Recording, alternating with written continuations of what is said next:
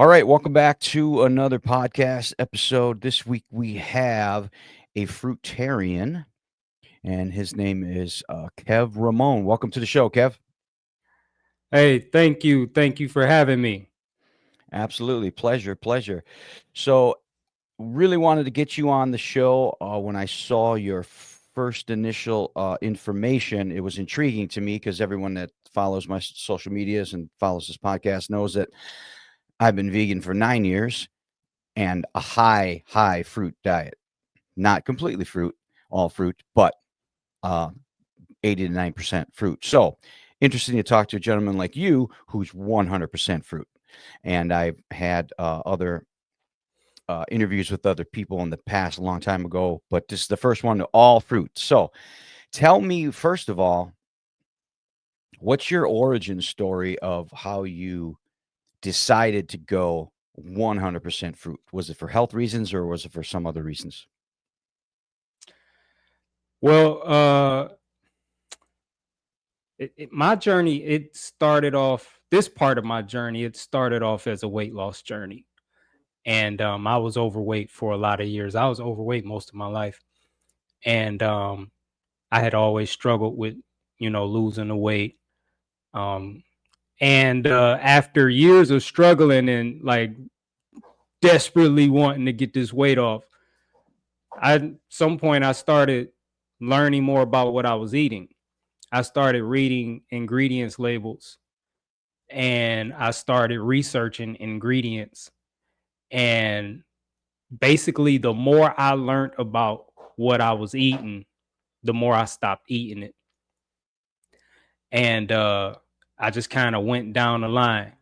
I had no destination in mind at the time. My only goal was to lose the weight.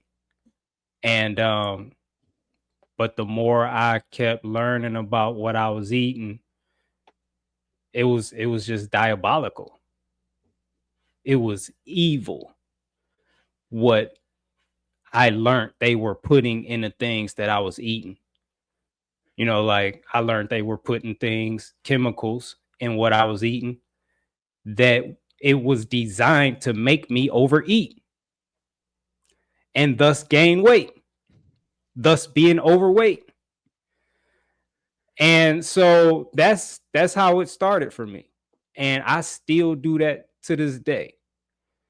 Um, but yeah, I just started, the more I learned, not eating that no more. And I Right. would replace it with what I thought was a healthier alternative at the time. And then I would learn about that. It's like not eating that no more, not drinking that no more, not eating that no more. And this just happened over a period of years until eventually I'm like at the end of the line, you Nowhere know, left to go from that point, right? it's like, what now? Right. What do I eat? So at the I don't know time what you to eat were no more. right. At the time you were eating cooked food like potatoes, like people that follow my podcast and follow my journey, I lost over 90 pounds going vegan. So mine was a weight loss initially a weight loss transformation as well, which got me to look at foods just like you did. Started looking at foods and seeing how you brought up a great point is that the foods are designed in order to get you to want to eat mass quantities of it. It's by design. Yeah. It's by design to Were make you you eating overweight. potatoes and cooked foods, or were you eating cooked foods in your process? Because you started eliminating things kind of one by one, if that's fair. And at the time, were you seeing any results from eating some cooked foods, or not? Um, I don't call them food, but yeah, I definitely saw. I lost the weight before becoming, like full on fruit. Okay. I was still cooking. Um, I was still like just recently seeing my Facebook memories. I was still eating a lot of crazy stuff. Yeah. What would you call crazy? Well, my last memory I just saw was talking about chocolate chip ice cream sandwich for breakfast. So I wasn't doing it, to the same extent as I was doing it before. And I had let a lot of things go. But I wasn't perfect with it. Sure. I lost almost 100 pounds and I wasn't perfect, Right. but like I said, I let a lot of things go, and a lot of things that were designed to make me overeat. So I got the result. Why do you think? Well, we talked about the food is designed to make you overeat, especially, and I would agree with you, even though I'm not 100% fruit. It's a lot easier for me to overeat on. Well, I wouldn't say that. It's hard for me to overeat on rice and potatoes, but it's easy for me to overeat on chips and, processed bars, so to speak, which I don't really eat anymore, like the uh, Cliff bars and stuff like that. Those are definitely easy to overeat. But why do you think people are addicted to food besides the design? Do you think there's something mentally with us that makes us want to be gluttons, so to speak? Well, it's addiction. Yeah. It's literally drug addiction. Um and it comes down to just what a person is dealing with on the inside. People eat to relieve stress. People eat to feel better. You know, if a person is depressed, they'll eat.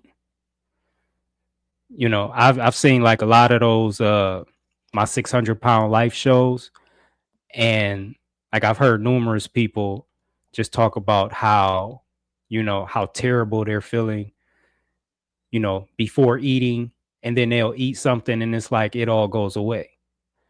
And that was my experience too. I most of my life I was eating to feel better. I was eating for dopamine. I wasn't eating for nutrition. That's why people eat. It's a sign that something's wrong on the inside. They don't have peace inside. And so they're looking for it in other places. That And that's dopamine hit from the food is giving them that that feeling. that dopamine gives it to you. And people require different levels of dopamine based on the individual and what they're going through. So for a lot of people, just going to Starbucks is good enough. They don't need to go any further than that, or going to McDonald's, or you know going to the bar, getting one of their favorite meals. That's good enough. And then for some people, that's not strong enough. So they need to smoke marijuana, or they need to take pills. And for some people, that's not strong enough. They need a larger hit of dopamine. So they just go full hardcore to crack or meth or heroin or something. It's all the same thing. Everybody's getting high for the same reasons, to feel better, because they don't have peace inside. So when I work with people concerning addiction, I ignore what they're eating. Like, what they're eating is irrelevant. It's about why. Because most people that I've talked to, they already know that what they're eating is bad for them. But that's what they run to. That's where they escape their reality. Sure. And I'm not talking about their outward reality. I'm talking about their inward reality.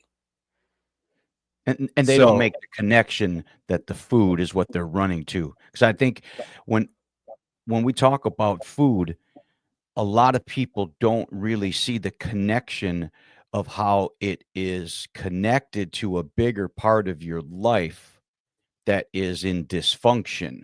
Because we society makes us feel like food, especially the processed foods, like this is okay. Like this, there's nothing wrong with this, right? They don't make this connection that the food is actually causing you to internally not feel satisfied. Would you agree with that? Well, and I'm not saying this to correct you, but No, I'm just saying I'm probably gonna be saying this throughout the show. But the things that people think is food is not food. fair, And fair, so because when you talk about food, when you understand what food really is, food doesn't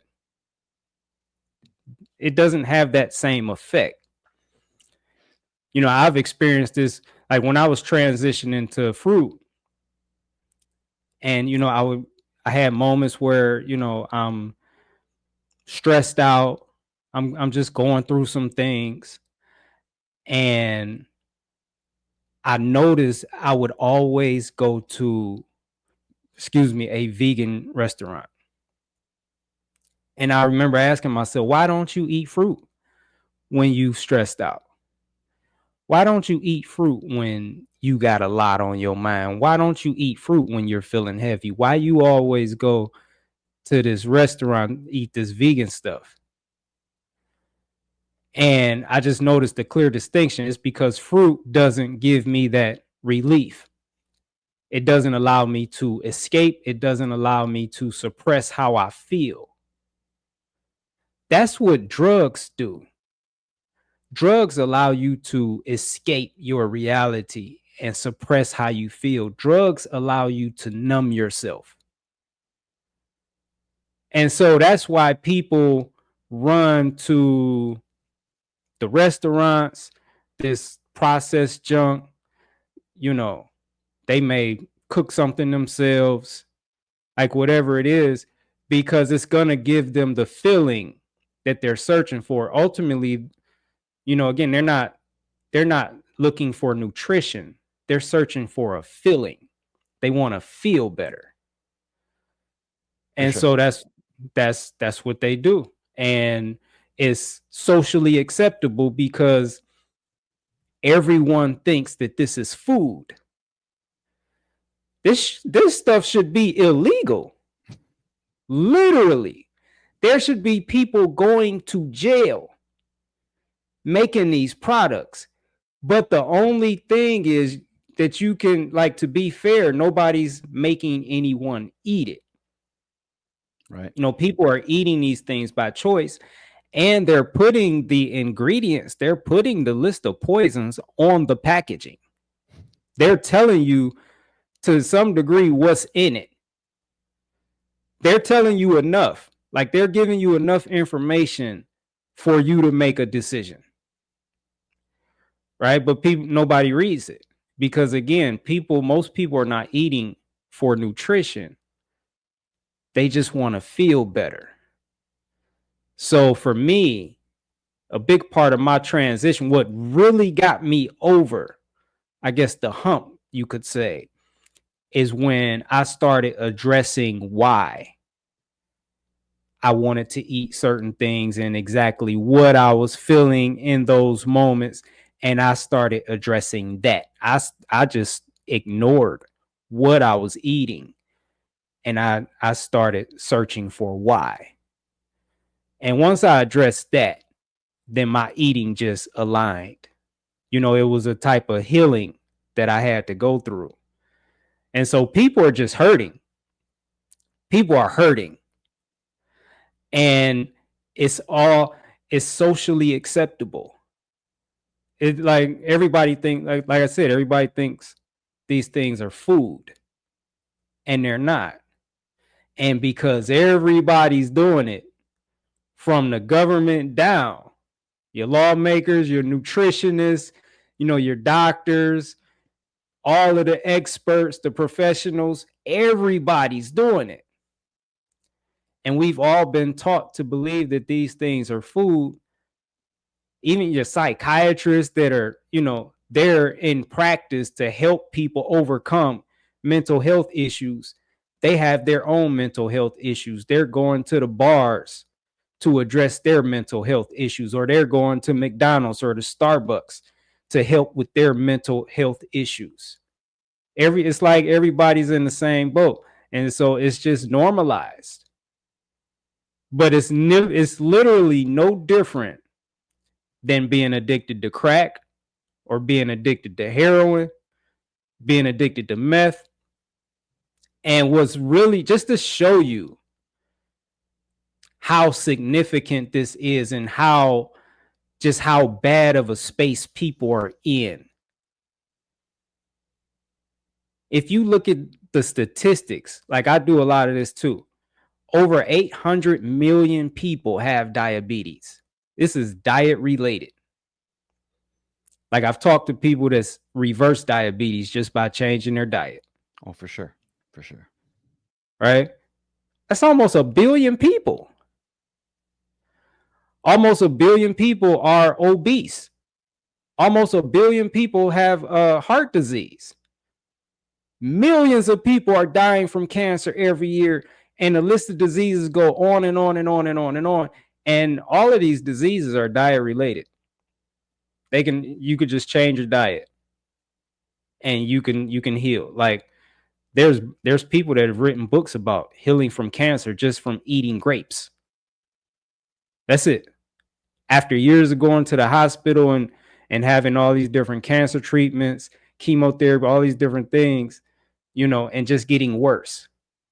Somehow they learned about grapes and they went on an all grape diet and their cancer was gone in a matter of months. So all of these things are happening right in front of our face. This just shows you, like, I'm trying to put in perspective how serious this addiction is. And it's an addiction that no one takes serious. Oh, I agree. I did a video quite a while ago, and I said how food is just like you're saying, an addiction. Like if we treated the food addiction like we treat cocaine addiction, this would be a completely different planet that we live on. But we don't treat it that because it is normalized, like you said.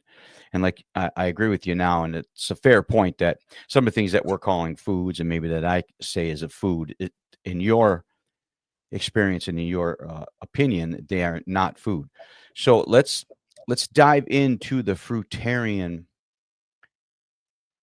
diet, I guess, if that's the word that you do, because I do have some interesting questions about this. One is, y- so you eat any? You do eat some dried fruits, correct? Yeah. So do you feel? Because this is the way I feel. When I eat dates, those hit me way different than an orange. In my, as you're speaking, in the way I feel mentally, like I can overeat dates, but I'll never overeat oranges. Do you make a distinction between the two fruits because of the way they're molecularly structured? Well, generally speaking, well, I'm not gonna say generally speaking for me. I don't have it, like I can't overeat dates. Um, but what I can overeat is nuts. Yes, yes. I can overeat nuts. Now you call nuts fruits. Now obviously avocados are fruits. Um what Cuz I noticed you called nuts fruits. Which nuts do you consume on a regular basis, and why are you calling them fruits? Nuts are classified as fruits, and I don't know like the scientifics behind it, like the way they describe it, um, because it's a pretty much it's kind of a complex definition. But if you Google "are nuts fruits," it's gonna your results are gonna say yeah, and then it'll explain why. Interesting. Okay. For Well, me, nuts grow on a tree sure. and they're edible. There you go. That's good enough. I don't care what you call them. You would agree that our ancestors foraging for food, because I believe your opinion is that this is the original diet, which I agree with you. fruit is the original diet by clearly. It's without question. But as we're foraging for food many years ago, if we're coming across nuts, we wouldn't be able to overeat nuts pretty easily because they're very hard to get out of their shell. So it's not like now you go to the grocery store. If you're going to buy pistachios, you're going to get a bag of shelled pistachios. So you can overeat 5 handfuls of pistachios, where in our ancestral being life, we maybe would have snacked on a couple and moved on to try to find more fruit. Would you agree? Possibly. I don't Yeah. know. So what nuts do Um, you consume? at some point, I've eaten pretty much all of them. Uh, right now, like I had pecans last night. I feel like I might have overdid it on pecans. I almost ate like an entire container of them, but I really hadn't eaten anything else that day though. Sure. Like I had eaten very light that day, so I don't know. I didn't, you know what I mean? No, it's not like when I used to eat what I call the satanic American diet. You know, when I used to eat that, like I would be full, I would know I was full, and I would keep eating. It's like but I don't want to stop. Great Like point. the experience was so good that I Well, didn't want to stop eating it. I also think, and I've talked about this with my clients, is that the reason why you have a pizza and then you still want something after that pizza is not because your body's craving calories. You just had 800 calories plus. Your body's craving nutrition. What you didn't give it was nutrition. You gave it a lot of junk calories, but you didn't give it any real nutrition. That's why you're still looking for food after the pizza. Besides the addiction of overeating, for sure. Yeah, well, all that stuff is dead. Yeah. And like real nutrition or real nutrients are alive. Everything in the satanic American diet is dead. That's why you can eat 2,000 calories at one time and Right. then still eat later that day and again in the Right. same day.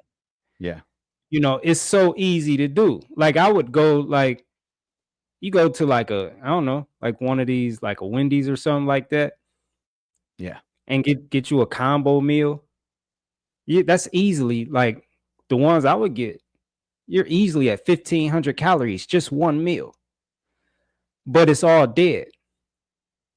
It's the dead flesh of an animal. Anything you cook is dead, like you kill it. So everything on there, except the only thing good on there is like in my case, the lettuce and the tomato. Sure. That's it. Everything else is dead. None of it's real. None of that is food. Food is not dead. And food is not nutritionless. Food is alive. And it's packed with nutrition for your body or nutrients. So nothing dead can be food. Sure. We're not supposed to eat dead things, contrary to popular belief. Sure. Would you feel that when you're eating alive food, fruit, things that are alive, that you require less calories overall, totally? Oh, absolutely. Okay. Absolutely, because it's packed with nutrition or it's packed with nutrients. These are living foods. So it nowhere near, nowhere near. You like you'll automatically enter a calorie deficit. Say like if you went from satanic American diet to fruits and just ate just fruit for a week, like in that week you would automatically lose weight without even trying, Oh, you know. 100%. 100%. Yeah, 'cause And but the thing is we're used to overeating. So that's what that's one of the main things that people struggle with when they try to transition, or just, do like a 7-day fruit cleanse, or for whatever they're doing. The struggle is they think they're hungry after they just finish eating, and they're not hungry. Like, we've as a society, we've been conditioned to be gluttons, right? Overeating is just a societal norm. You do not need 1,000 calories in one meal. Right. I mean, as a society, we're so disconnected from our nature, from our natural path. But it's been maybe centuries of brainwashing involved that got us so far disconnected from our nature. And so I would say most people don't even know what hunger is. Agreed. And even now, like eating, like being on, like just eating fruit, there's a lot of times I eat and I know I'm not hungry. Like, I just want to eat. Right. Right. But now I'm eating fruit. So, and everything I eat is living and full of nutrients. So I don't want to say it doesn't matter if I overeat, because it does. Like, there's still an issue there that I need to be addressed, like inwardly. Sure. But at the same time, I'm feeding on something that's benefiting my body. I'm eating what I'm designed to eat. Sure. I'm not feeding on things that's, linked to cancer and diabetes and heart disease and obesity, all these different diseases. So, yeah, I think I agree with you. When I get people to eat more fruit, they find like they're hungrier. But like you said, technically you're not hungry. That is something that's inside of you that's just years of overeating. That is just you've gotten addicted to that feeling of overeating. I did a 7-day detox and a fast in that, and that was one of the things that I recognized about myself, is that I think we do eat more calories than we actually need. And the closer we stay to a real food, actual food, then we actually just I think the body regulates itself with appetite. Would you agree with that? how do you mean? So what I mean is that when you eat more fruit, it's you're getting a lot of nutrition packed into less calories but more volume of food. So, for instance, if someone was going to have 6 oranges, I really find it hard to believe someone's going to be still actually really hungry after 6 oranges. They may, in an addiction type of feeling, still want to grab the candy bar after that. But that is an actual real hunger. I just think that fruit is somewhat self-limiting in calories. Like, if you eat 6 apples, there's no way you're still hungry after 6 apples. It's just impossible. Oh yeah, absolutely. But Yeah. again, it just goes back to, you know, what you're used to. Right. You have to learn how to say, like, if a person were to transition to, just whatever the lifestyle is, you have to learn how to live that lifestyle. Right. There's a learning curve there. Like, Yeah. you have to, because you're doing something, totally different. You've never done this before. Like, Yeah. I'm still learning about, like, how to buy fruit, right? And just learning how to live this lifestyle. You know, it's not something that you just start doing. Yeah. You have to learn how to do it. It's a totally different mentality required, totally different. Like, you have to change everything. Oh yeah. Like the way you used to do everything, you have to revamp all of that. It's an entire lifestyle change. Yeah. For me to live this lifestyle in this society where just the potential for temptation is everywhere. Everywhere. I had to change the way I do everything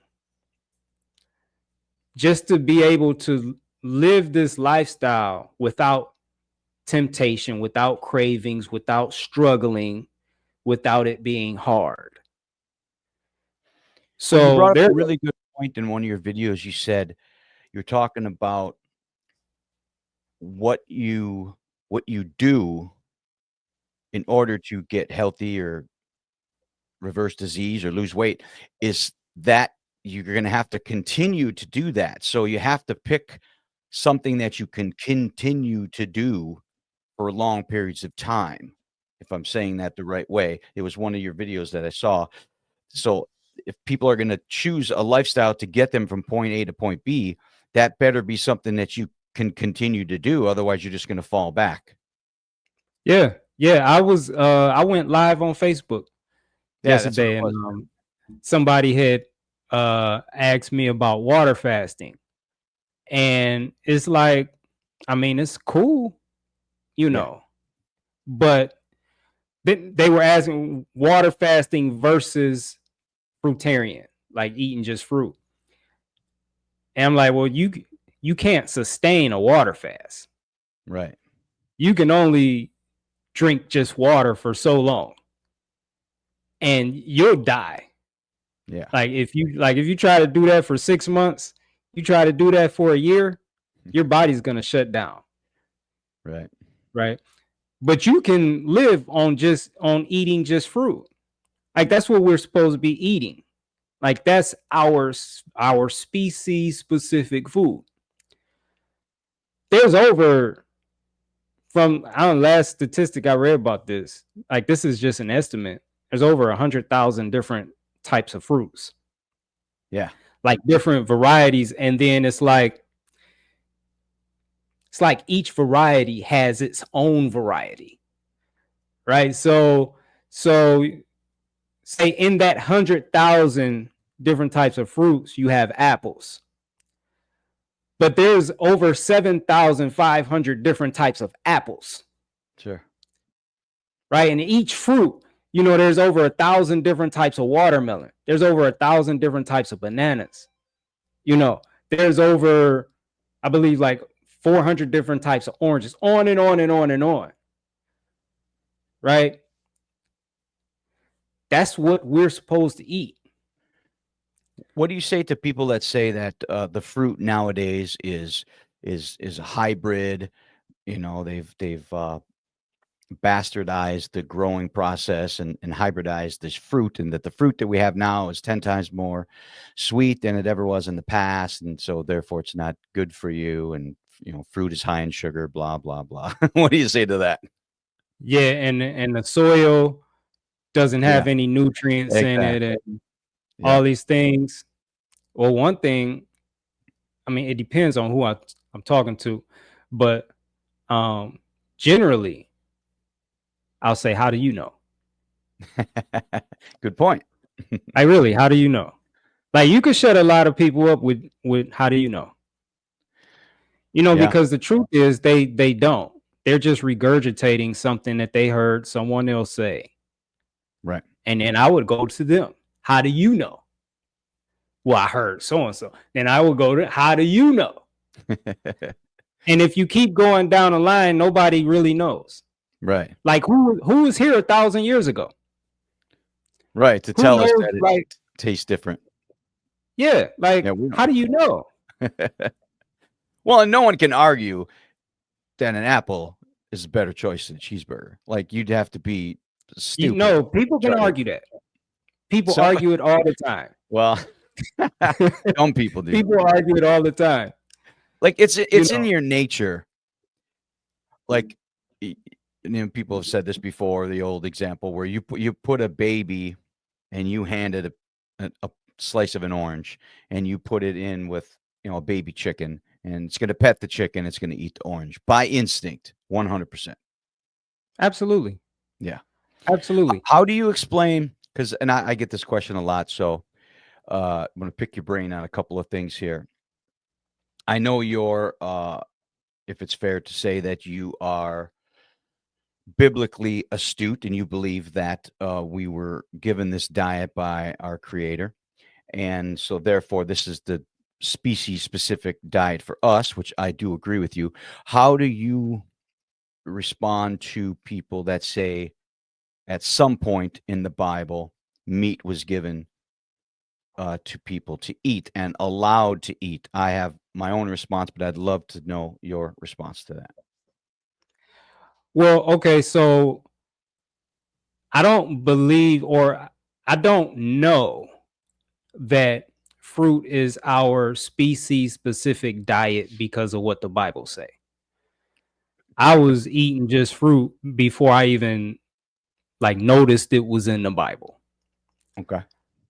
I know that fruit is what we are supposed to eat because it's just common sense.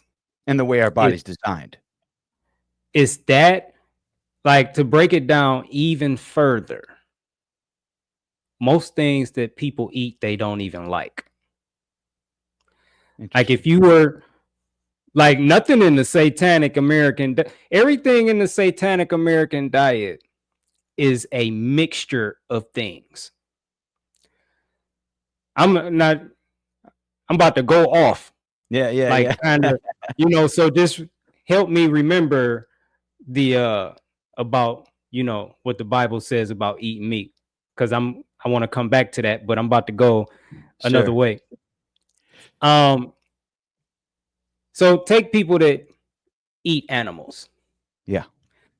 No, they don't even like the way it tastes. They Agreed. don't even like the way the flesh of an animal tastes. Agreed. If you look, they claim to, had these carnivore diets, and they claim that we're carnivores and omnivores. If you look at the way a carnivore or an omnivore eat, none of them cook. None of them use fire. Right? Seasonings. No one puts None seasoning. of them use seasonings. Yeah. None of them use sauce. None of them are trying to change the way it tastes before they eat it. Excellent. They eat it in its raw, natural state because they love the way it tastes. Yeah. Humans don't even like the way it tastes. That's why they do so many things to it to change the way it tastes. They don't want animal flesh to taste like animal flesh. They want it to taste like fruit, and they want it to be similar to fruit because everything is, it's like sweet and tangy. That's fruit. Fruit is sweet and tangy. Animal flesh is not sweet and tangy. And they use herbs, they use spices, they use plants to make this animal flesh taste better. They go through great lengths to change the way it tastes. Well, if you liked it, you wouldn't do that. Right? So I like approaching things. From just a common sense perspective, you don't even like the way it tastes. So why are you like trying to force yourself to eat it? And that's everything nothing in the Satanic American diet is just one thing. And again, if you look at, every species in nature, regardless of what they eat, they're only eating one thing at a time. Like humans, when they eat, the Satanic American diet, like they could be eating 50 different things at one time. They could be eating 100 different things at one time. Chick-fil-A got a sandwich with over 50 listed ingredients. And then there are also undisclosed ingredients. So just one sandwich could be well over 100 ingredients. That's not how that's unnatural. We're not supposed to eat like that. No, I And love the only the way reason you put that. makes sense because I think I never tried to like uh, push people towards the biblical way of eating or trying to justify what I believe is correct by the Bible or teachings of that because I know that that's a dead end road. I like the way you do it is you take all of that out and just break it down to common sense. Like you said, you don't even like the way it tastes. That's why you try to make it taste like fruit. Love that. Yeah. So the Bible, like it's just like I use that a lot because a lot of people, there's close to 3 billion people in the world that claim to be Christian. Right. So, I just use that just kind of, I don't know, like as an additional reference point. Like this is Sure. for all of you who believe in the Bible. Right. But it has nothing to do with you know, why I eat the way I eat. Right. Like again, it's just common sense to me. I don't like that. I'm not gonna try to make it taste good so I can eat it. I'm just gonna leave it alone. That's what animals in nature do. If they don't like something, they're just gonna leave it alone. They'll find something they like. They're not gonna, go forage for herbs and spices and different things and try to make this nasty thing taste delicious so they can eat it. Like we are Right. not in a survival type of situation where we have to do things like that. We Yeah. have options, you know. So now going to the Bible and the meat thing, if we even still need to talk about that, um, the Bible is not. I know a lot of people think that the Bible is the Word of God and all Well, these we don't different things. know. We don't really know, like you said before. Yeah, I mean, but a lot of people, that's how a lot of people feel about it, Yeah. right? That's how a lot of people feel about it. And so coming from that perspective, if you feel that way, yeah, there's tons of verses in the Bible where God is apparently or supposedly telling people to kill animals, sacrifice those animals to me, burn them, all these different things. There's also verses in there where God is telling people to kill children, you know, kill the wives, kill everybody. But then there's also a commandment that says, thou shalt not kill. So how do you balance all of this out? Yeah, and that's a One, it's a very long discussion of theology. I think we could no, get it's sidetracked. it's really not. It's really not. I mean, it really It's is. just So if you take when God ordered the killing of the Amalekites, um, it was it's for a reason because the the society is infected by people that are killing other people based upon their race and their religious views. And if that continues, and if there's anything that's left to continue that philosophy, it will destroy the whole world. So therefore, it's it's hard for any of us to understand a God who would order the killing of women, children, livestock, everything, wipe everything out from this nation, because if anything's left over, it will only come back later on down the road. So it's hard for us as humans to understand that, but that's when the ordering of the killing is, um, from his point of view. it depends. See, again, I like to I would say, how do you know that the Bible is the word of God? I agree with you 100%. I am a Christian. I have read the Bible 5 times through, but I am not naive enough to understand that we don't know, and I just saw the movie Christspiracy twice, and they bring up a lot of good points, is that we don't know how infected the writing of that book is. So I agree with you, is let's just bring it back to what instinctually we know what makes sense, like you did with the fruit and with the eating of the animals. Like you can just take away the things that divide us.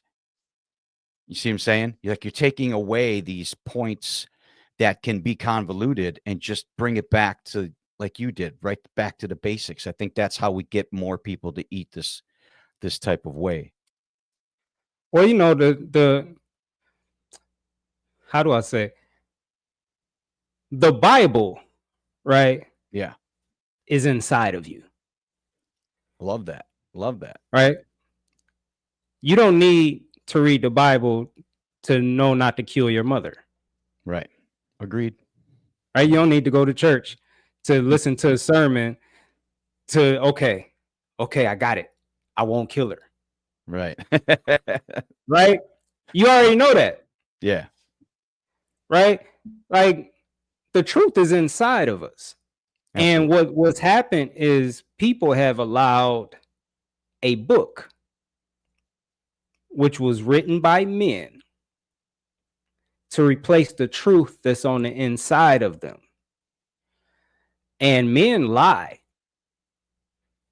I was just, I mean, you could go deep, like you could like the Bible's been changed. If you search it, how many times has the Bible been changed or revised? It's over 30,000 times. And then you have over 3,000 different versions. And then you have over like 40,000 different denominations.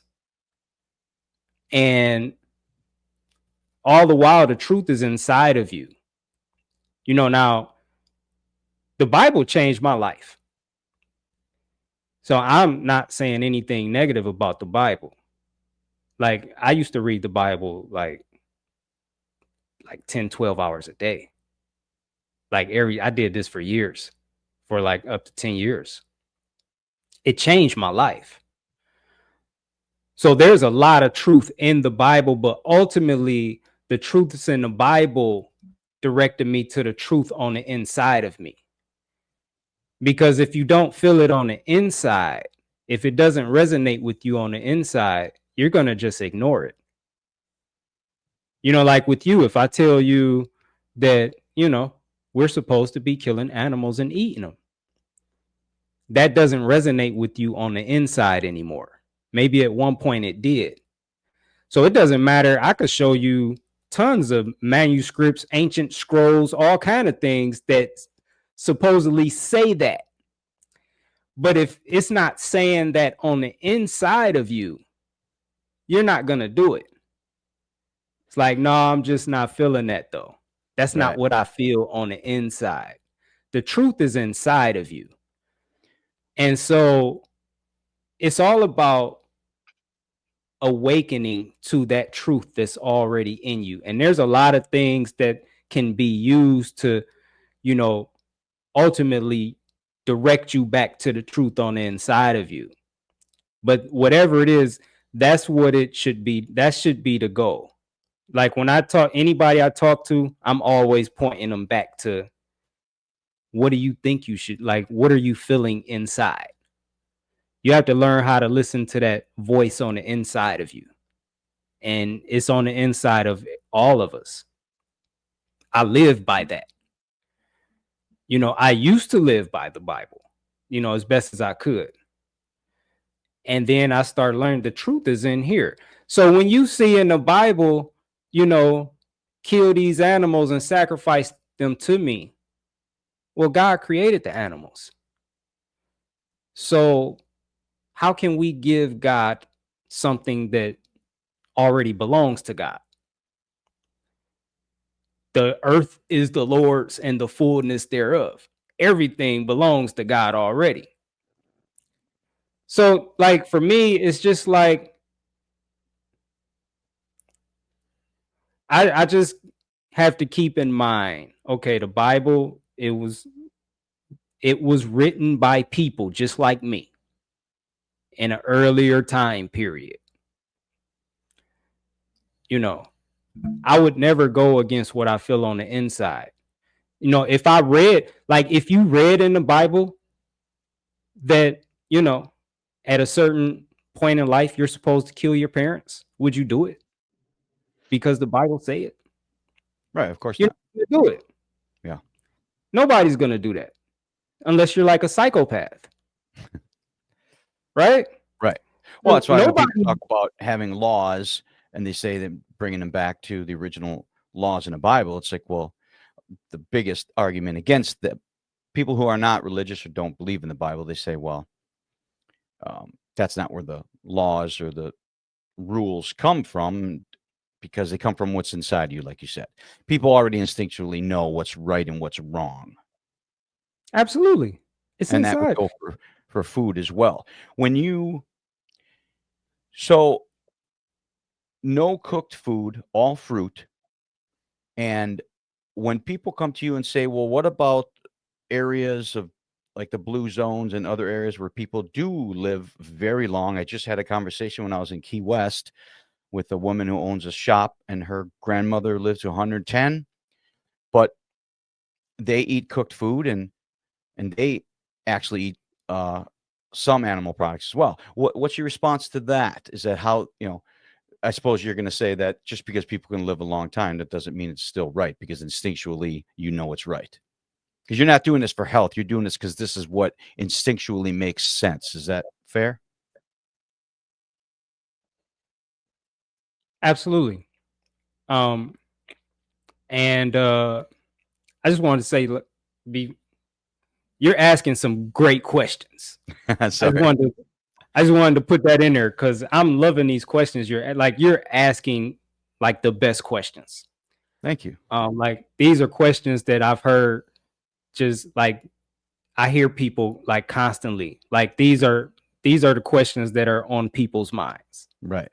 that are considering, not eating animals no more, or like whatever it is, vegan, whatever it is. These are the questions that I hear the most. This is so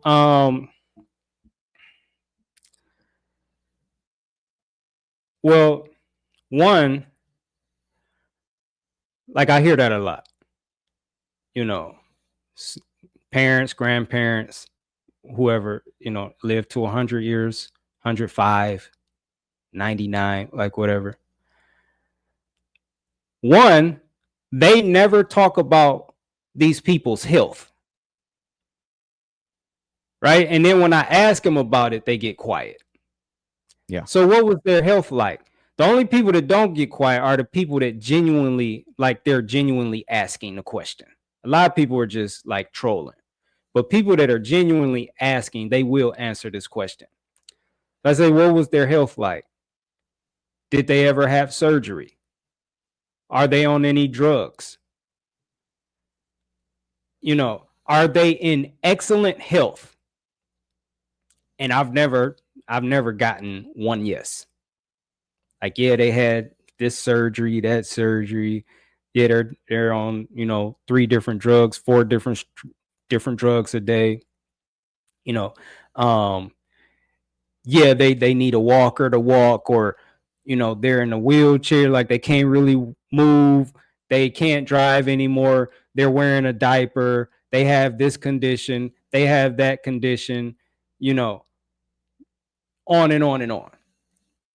So for me, it's more about quality of life than quantity of life, because you can live to 100 and be miserable. You could be miserable them, you know, last 20 years of your life. You just been miserable because you've lost your independence, you know. So it's more about quality of life for one. And then two, 100 is young. And I don't just say this, like, people, again, like, there's so many people that believe in the Bible. Okay, well, what about when people used to live 900 years, 800 years, 700 years, having babies at 400 years? Like, still making babies. You 450 years old and you just had twins. Like, what about these people? You know, and then if you go back to Genesis, like like first humans just ate fruit. Yeah. You don't read anything about death, mortality, sickness, disease, depression, anxiety. You don't read anything about any of these things. It was heaven on earth. It was paradise. So, and then to, outside of the Bible, time is not real. Time is man-made. There's no such thing of hours or days or years or months. These are all man-made constructs. This is eternity right now.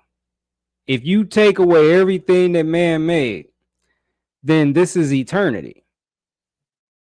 And so, like, what's 100 years? Like, people think that's a long time. Again, like, people have been conditioned to believe this way. People think, oh man, they live 80 years, 90 years, 100 years, da da da da. They had nice, long, full life. Imagine how much longer they would have lived if they weren't poisoning their bodies their entire lives. You know, these are people that's poisoning their bodies. They're not eating food. Like you said, you know, and like I hear, they ate whatever they wanted. Yeah, maybe like 5% of that was food. 95% of it was poisonous to the body. And they still live that long, which is really short. You know, so when you factor in all of these different truths, living to 100 is not impressive at all. Not to me anyway. Because when you consider all these different things, we are not supposed to die. If you go by the Bible, they didn't die then, you know, in Genesis. And then if you step outside of the Bible, if you study the way the human body works, the human body is always regenerating. It's always repairing itself. It's always eliminating toxins or anything that's not supposed to be in the body. It's in a constant state of regeneration and renewal 24/7 and cleansing and purging. The only reason that stops is because we overwhelm the body with poisons and the body just can't keep up. It's like every meal is poisonous. Every meal, there's no food in it. Every meal is dead. It's lifeless, lacking nutrients.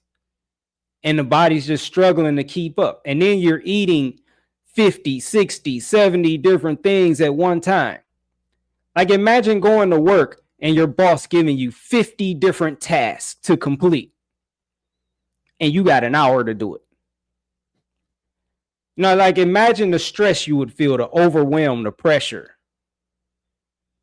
And these are regular eating habits that people have. We're supposed to eat one thing at a time, not 50, not 20. And all of these different things. Now your body has to try to digest 50 things at one time, or 20 things at one time, 30 things.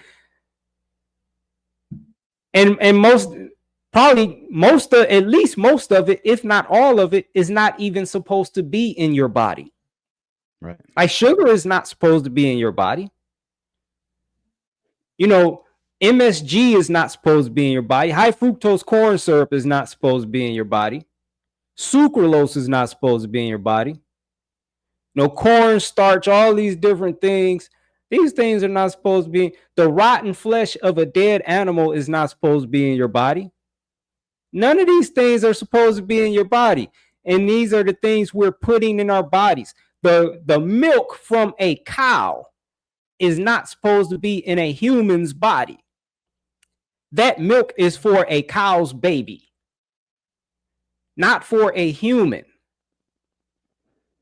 And we're putting all of these things that are poisonous to our bodies in our bodies every single meal, eating 3 times a day or 4 times a day, however many times we eat. And your body's just like, what am I supposed to do with all this? Sure. I can't use none of this. And it's overwhelmed, like you said. It's being overwhelmed every multiple times a day. Yeah. So it can't absolutely. do its natural process. And so then this is when you read statistics about the average lifespan of a human, the average, and they got it broken up based on gender. Women on average live this long, men on average live this long. This data is based on people that don't even eat food. They're every day. Hold on 1 second. Hey, wake up. The dog is snoring. I don't know if you could hear that. No, I couldn't hear it. Okay, cool. Like, well, now you don't even snore. Like, but yeah, I mean, these people are not even eating food. Yeah. This is what all of these statistics or this research is based on. Sure. From the womb, right from the womb, the mother's not feeding the baby food. The mother's feeding the baby McDonald's and Burger King and Wendy's and Pizza and Domino's and Starbucks and Pepsi and Coca-Cola, et cetera, et cetera, et cetera. Yeah. None of these things are food. All of these things, you read these ingredient labels and you start looking these ingredients up, you will see that all of these things are poisonous to the body. All of these things are increasing your chances of developing different diseases. And the main three money makers are cancer. Now I got to say main four now because obesity. So cancer, well, heart disease is first, then cancer, then diabetes, and then obesity. Those are the four big money makers, like government money makers, hospital money makers, pharmaceutical drug company money makers. Those are the top four. And you start looking at the ingredients in what you're eating, what you're drinking, what you're feeding your children, and you will see that there are ingredients, multiple ingredients in all of it that are linked to all four of those diseases. Everything.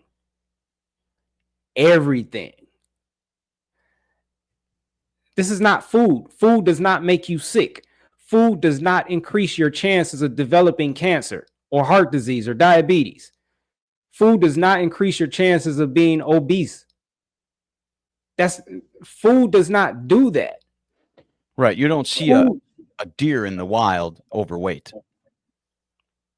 I never have. I never have either. Never seen a squirrel overweight. Never. The only overweight lion. They're being fed by humans. Exactly. It's just like with people's pets, dogs and cats. You see overweight dogs and cats now all the time, right? Yeah. And usually the owner is overweight. Yeah, typically. Yeah. Right. So, but like the dog here. This is actually my son's dog, but yeah. You know how that go, probably. Oh, yeah. It's like my dog because right. I feed her, and everything. But I feed her the way I feed me. Right. She doesn't eat anything cooked anymore. Yeah. Because I thought about, like, how would she, if she was in the wild, how would she eat? She don't got a microwave. Right. She not catching like a bird or something and putting it in the microwave, or putting it on the stove, pulling out her cutlery, and no. Right. She'll catch it, she'll kill it, she'll eat it raw. Yeah. So that's how I feed her. Yeah. I stopped buying all the bagged stuff, all that, because none of that stuff is food for animals. Sure. Animals don't eat like that. Right. So she eats, which I hate buying this stuff, but it's what else? I don't know. Like, what else am I going to do? She's an omnivore. Yeah. She's an omnivore. Oh, yeah. I'm not. Exactly. Right. Well, we've established what our natural diet is for sure. Right. And so, her diet is primarily animals. That's what she loves to eat. And she also loves fruit. Yeah. So she eats those two. I only give her one thing at a time, just like me.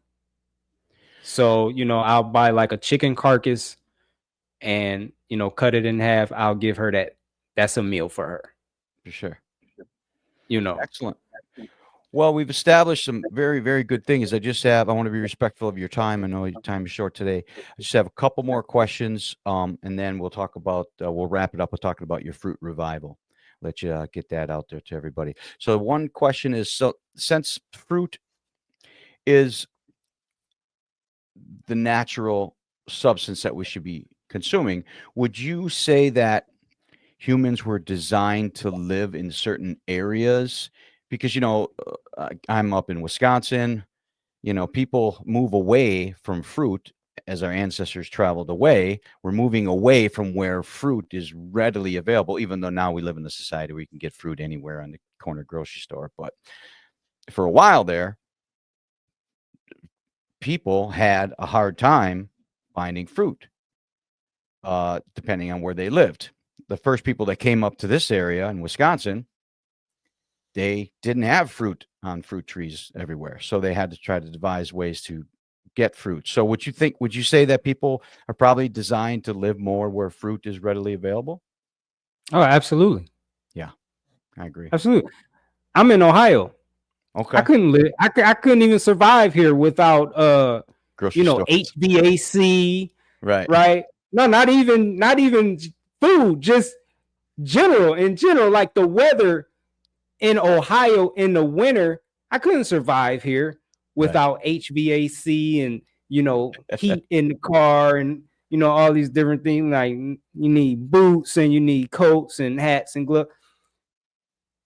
And like this really just stood out to me one day because I look at like when I take the dog for a walk, the dog is naked all year round. Yeah. She never needs to put on shoes or socks or anything before going outside. It doesn't matter if it's 30 degrees or if it's 70 degrees. She don't need to put on a coat first. Like nothing. I got to bundle up. Like I got on a hoodie, I got on sweats, I got on a jumper, I got just so I can go outside. We are not supposed to live in climates like this. Agreed. It's completely unnatural. Like my whole mood changes when, the weather, when we start transitioning from summer and it starts getting colder and colder. Like I have to consciously get myself together, and just make the best of it because it's hard to deal with. We're not supposed to be where our food doesn't even grow. But like I go to the Bible a lot because a lot of what's in there is just relevant and it just kind of ties in. And again, if you go back to Genesis, right? After they chose to eat from the tree of the knowledge of good and evil, God put them out the garden. The garden was our ideal living situation. Right. Fruit trees everywhere.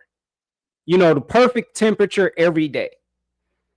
They got put out the garden, right?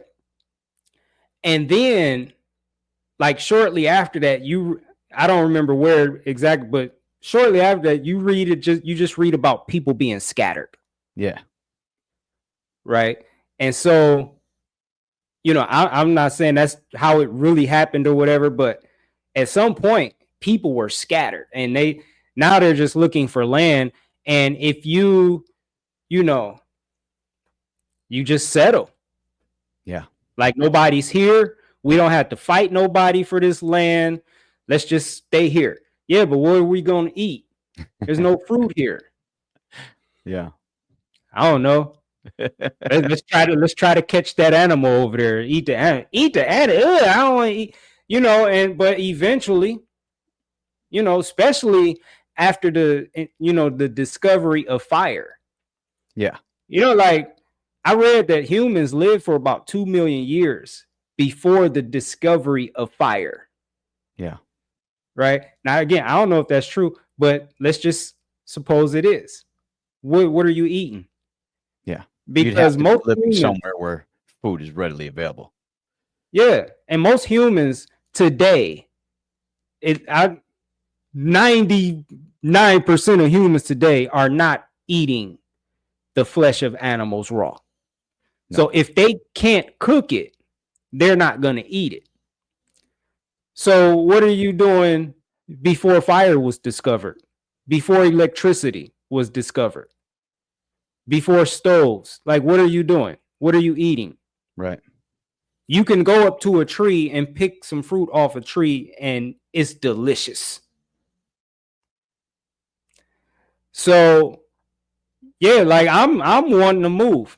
I'm like my sights are on moving and moving to a tropical climate. Yeah. Mine You as know, well. there's people that live in Alaska and you know all these different places. It's like, hey, move. Exactly. Exactly. Awesome. Well, one last question, and then we'll wrap up with your fruit revival. So, last question is pretty typical. You probably get this question a lot. Maybe you don't, but just take us through what you eat in a given day, what your typical day is from time you get up. I know you don't drink water. You believe, as I do, that the water, the hydration comes from the fruit. I believe that as well. But just take us through real quick, just what you eat in a day. Oh, it's different every day. Sure. It's Just give different. me. So, like today, I had to take my son to work this morning. I ate some oranges on the drive. He was driving. So I ate oranges on that drive. Um, Let me see. I got some pumpkin seeds here. I'm probably gonna be eating soon. I got them right here. I got the top off, just waiting for me. So that it's watermelon season. Excuse me, it's watermelon season here now. So I got a big 41.8 pound watermelon on my kitchen counter right now. I got honeydew cut open. Oh, I had honeydew after the when I got home. Um, I had some honeydew. Uh, so yeah, I where I'm at now in my journey, I've gotten away from the thin skin fruits and I gravitate more towards the thicker skin fruits or fruits with rinds. And the reason I've been doing that is because of pesticides. Sure. And for me, you know, like I've eaten tons of strawberries and blueberries, and I just started enjoying blackberries and cherries and grapes and all of these different fruits, you know, throughout my journey.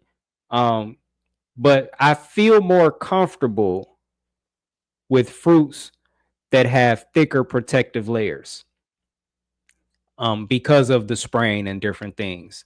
Absolutely. So I eat apples, but I'll cut them. Like I don't eat the skin no more. Gotcha. Um, because I don't know if you know about the wax on the apples, but Oh, yeah. like one day I was just scraping it Yeah. with scissors and I was just blown away. You know, I had heard about it, but I never like experienced it for myself. And so I'm just scraping and it's like, wow, Yeah. I don't want to. And you know, you look it up and oh, the wax is safe to eat. Yeah, I'm a pass. I'm a pass. So I'll cut them now and I'll just eat. I just won't eat the skin. Yeah. Nuts is like pretty much every day, Okay. you know. So like primarily nuts, melons, citrus, you know, different oranges like sumo oranges, mandarins, just different types of oranges, different types of melons, honeydew, cantaloupe, watermelon. Um, and then nuts, the nuts that I had to stop eating pistachios for a little while because they were just too good. I was ordering 5 pounds at a time and just flying through them. Like, okay, we got to stop. Got to switch to something else. Yeah. Um, No bananas? Hazelnut. Say it again. You're not, you don't eat bananas at all? I don't eat bananas.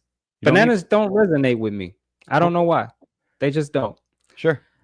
I've tried eating them, and I just don't feel them. Sure. You know, Like but you said, those are over so many thousand different fruits to eat, right? so many options. Exactly.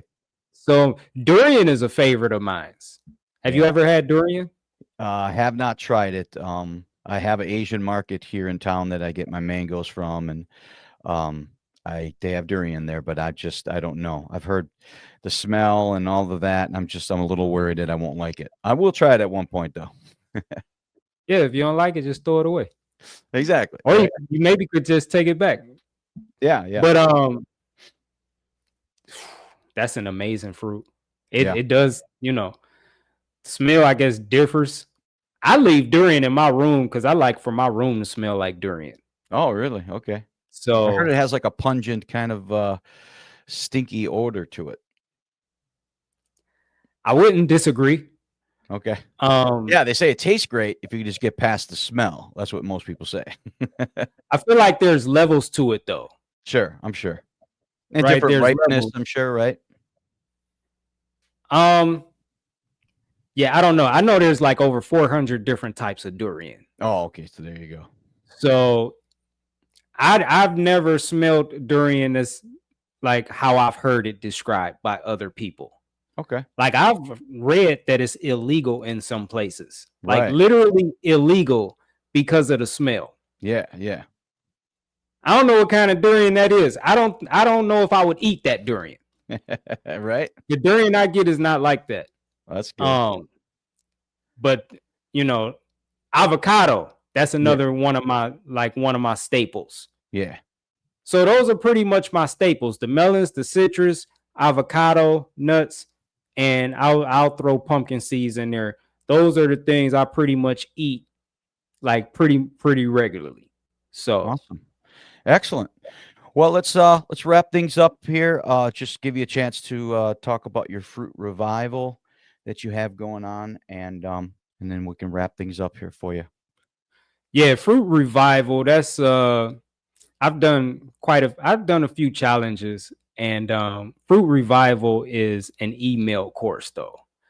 So this is something new for me. It's There's three different levels. There's Fruit Revival 1.0, 2.0, 3.0. 1.0 is like get your toes wet, get your feet wet, see, just kind of, it's more for like beginners. Sure. It's 5 days. Each day you get an email, and each email has a theme. There's guidance, there's affirmations, there's information, there's homework, instruction, different things like that. And the purpose of the of fruit revival is to our eating habits are built upon the foundation that we really took no part in building. The foundation that was laid with most of us was built by our parents, those before us, government, drug companies, things like this, that the people that, you know, give us our nutritional guidelines and daily recommendations and all these things. So that foundation is just all lies. So the purpose is to destroy that foundation and then rebuild a foundation of truth. And so that's what the email programs are designed to do. So there's documentaries to watch in there. There's a lot of truth in there, like just common sense truth. Not because the Bible say, not because this book say, not because the scrolls say. It's just common sense. Like I don't have to convince anyone that they don't like the way animal flesh tastes. Like you don't. If you want to prove me wrong, eat it raw. No seasoning, nothing. Yeah. And I want to see your face when you do it. And there should be some, ooh, this is so good. Like you should be into it. Right.